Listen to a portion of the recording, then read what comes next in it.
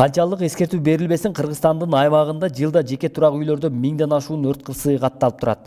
Акыркы күндөрү Бишкектеги Ош базарында 3 ирет, ал эми Жалал Абад шаарынын Борбордук базарында 1 ирет өрт кырсыгы катталса, жакында эле Россия Федерациясынын Кемерово шаарындагы 64 адамдын өмүрүн алган өрт Кыргызстандын аймагындагы ири соода борборлорунда машыгууларды өткөрүүгө түрткү берди.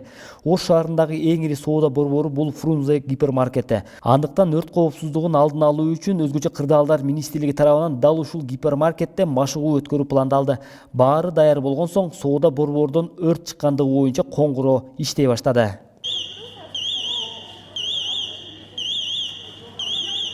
Гипермаркетте жалын тутанды деген кабар түшкөн соң 5 мүнөттө 3 өрт өчүрүүчү унаа жетип келди. Өрт өчүрүүчүлөр дароо жалын тутанган кампага кирип, өчүрүүгө киришти.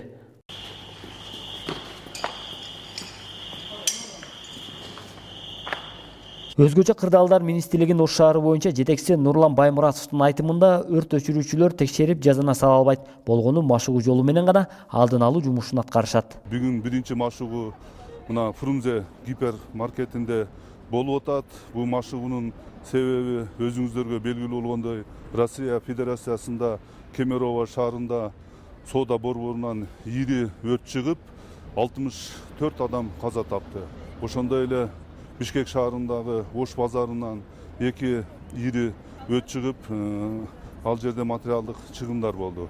Ошондой эле биздин өзгөчө кырдаалдар министрлигинин Ош шаардык башкармалыгы министрдин буйругу менен Ош шаарында 3 жолу машыгуу өткөзөбүз. Бүгүнкү машыгуу биринчиси бул, экинчи машыгуу мега паркта болот, Ош Татанда. А үчүнчү машыгуубуз Золотой дракондо. Машыгуунун себеби өзгөчө кырдаалдардын алдын алууга, өрт кырсыгына жол бербөөгө бүгүн биз машыгууга өзгөчө кырдаалдар министрлигинин өрткө каршы кызматкерлери, куткаруу кызматы, ошондой эле тез жардам, ошондой эле Ош шаарынын УУДсынын коомдук коопсуздукту сактоо боюнча кызматтары тартылган. Бүгүнкү күндө Фрунзе гипермаркетинде азыр саат 10-до машыгуу башталды. Машыгуунун жыйынтыгында ушул жерде иштегендерге, шаарыбыздын тургундарына өрт кырсыгында кандай сактаныш керек, кандай эвакуация кылып чыгып кетиш керек, ошонун жолдорун үйрөтүп атабыз. Соода борбору ачылгандан бери кооптулук жараткан өрт кырсыгы катталган эмес. Бирок коопсуздук үчүн алдын алуу чаралары көрүлгөн. Гипермаркет курулуп бүткөндөн кийин жумушка берилип атканда ушул пожарный службаларды, өрт өчүрүүчү ошол службаларды чакырып туруп, ошолордун инструкциясы менен баардык нерселерди, шланга, кайсыл жерден сууну алынат, пожардын учурунда кокустук болуп кетсе, кайсыл жерде жанагындай пожарны өчүрө турган баягы баллончиктерди каерге коюш керек, кандай абалда туруш керек, ошолорго жардамчы инструменттер кайсылар керек, ошолордун баардыгы керектүү точкаларында эсептеп туруп, даже аралыктарын бири-бирине өлчөп туруп ошону коюлган да. Ошонун баардыгы таптаяр. Анан кийин өзүбүзчө дагы ошолорду карап көрүп, ошол пожарный службадан келген жигиттер менен мини мынандай кичинекей учение да өткөргөнбүз. Машыгууга Ош шаардык мамлекеттик экотех инспекциянын өкүлдөрү да катышты. Алардын маалыматына караганда, каладагы базарларда коопсуздук эрежелери толук сакталган эмес. Кара суу ошо базар көчөсүн алуу боюнча былтыр 2017 биз Ош шаарынын мэриясына дагы сунуш бергенбиз. Ошону бошотуу боюнча базардын жетекчилиги дагы айтылган.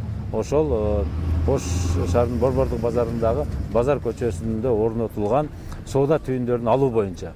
Эми бул качан пайда болгон? Бул баягы 10-жылы Ош койгулаңында базардан алып чыгып кетебиз деп жолго коюп, тармактар машинага кире албай калып, ошонун болуп келип жатат. Азыр бул боюнча эми ошол түйүндү кайда алып чыгуу боюнча текшерип, планда бул дагы ушул жумада текшерүү бар. Анын жыйынтыгы боюнча дагы биз чара көрөбүз. Ушул күнгө чейин Ош шаарында 49 өрт кырсыгы катталып, өткөн жылга салыштырмалуу 33% аз. Мындай тилсиз жоодан оолак болуу үчүн эңирде коопсуздук чараларын сактоо зарыл. Бүгүнкү күндөгү жалпы эле ушул катталып жаткан өрт кырсыктарынын келип чыгуу себептери бул ток жаатына караштуу болуп жатат. Негизинен тиричилик электр шаймандарын пайдаланууда жана ошондой эле электр шаймандарын техникалык пайдалануудагы эреженин бузулушунан кыска тутануу. ушул жаатта көбүрөөк өрт кырсыктары катталып жатат. Башка да себептер бар, эми тамеки калдыгынын өчүрбөй калтыруу, отко болгон этиятсыздык, жаш балдардын от менен ойносу деген себептерден да чыккан учурлар бар, бирок алар бул өрт кырсыктын себептерине караганда азыраак катталып жатат. Бул боюнча атайын ушул биздин башкармалыктын өрт алдын алуу боюнча бөлүмүндө бүгүнкү күндө ошол жалпы эле турак үйлөр боюнча атайын сунуш баракчалар таркатылып жатат. Андан сырткары ар бир мекеме уюмдарда алдын алуу иш-чаралары боюнча ошол кандай эрежелер сакталуу керектиги жөнүндө лекциялар өтүлүп, нускамалар жеринде мына бүгүнкү күндөгүдөй практикалык машыгуулар жүргүзүлүп жатат. Мыйзамга ылайык ар бир соода борборлорду жана базарлардын өрт коопсуздугун мамлекеттик экотек инспекция көзөмөлгө алат. Текшерүүнүн жыйынтыгы менен эскертүү берип, жазаны салышат.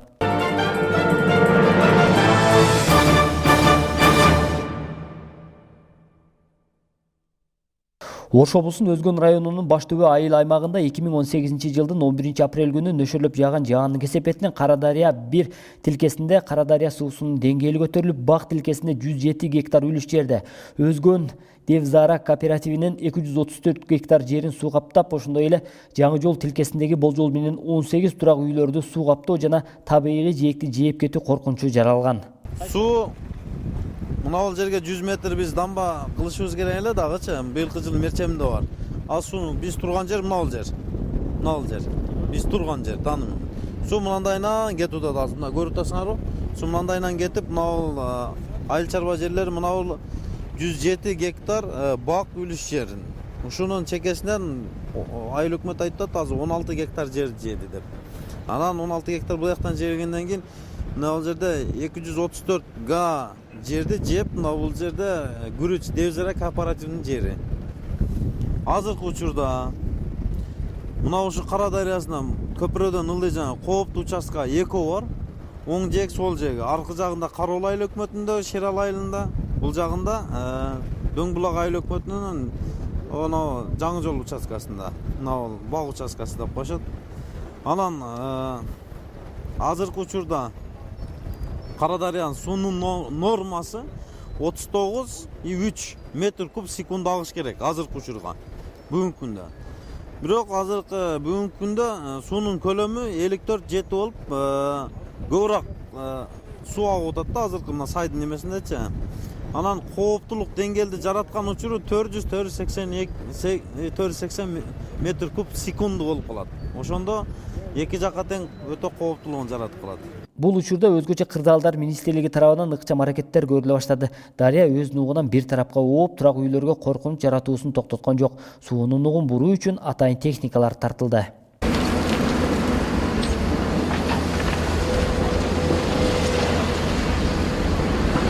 Бирок улуу сууну бура салыш оңой эмес. Анткени суунун эски нугун шагыл казган жекешкерлер бузуп, калдыктарын тоодой кылып үйүп салган. Анын айынан суунун нугу башка жака бурулган. Өзгөчө кырдаалдын келип чыкканы могу шагылагандан болуп чыгып атат да.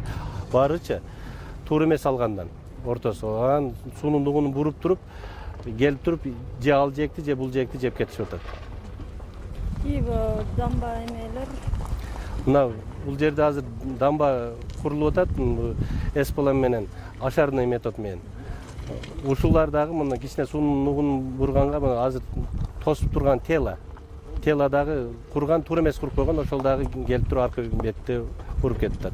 Бүгүнкү күнү ушул шагыл алгандан канча эки жакта алып миллион деген кеткен дамба, курулган дамбалардын ошол жокко чыгарып атат да, туура эмес алгандан. Өкмөттүн Ош облусундагы ыйгарым укуктуу өкүлү Талай Сарыбашевдин айтымында мурда мамлекеттик геология агенттиги сайларды чаржайыт аукционго берип келсе, эми аны жергиликтүү бийлик көзөмөлгө ала алат. Ошондуктан учурда шагыл казуу иши дээрлик токтогон деп эсептейт. Бүтүн лицензияны Бишкектен борбордон алып келип алып, каалагандай кылып иштетишип, мына азыр жаңы мыйзам кабыл алып туруп, мына айыл өкмөттөрүнүн өздөрүнө берди. Азыр буну биз убактылуу баардыгын токтотконбуз да, ушу жерлерден шагылар. Бул мурунку алынган, мурунку жасалган иштер эле. Азыр жерлерде буну көзөмөл кылынып атат. Мынтип айыл өкмөттөргө ишенгени менен көзөмөл жок. Бул ушул эле Кара Дарыянын жогорку жактагы көрүнүшү. Мында шагыл казган унаалар кумурскадай жайнайт.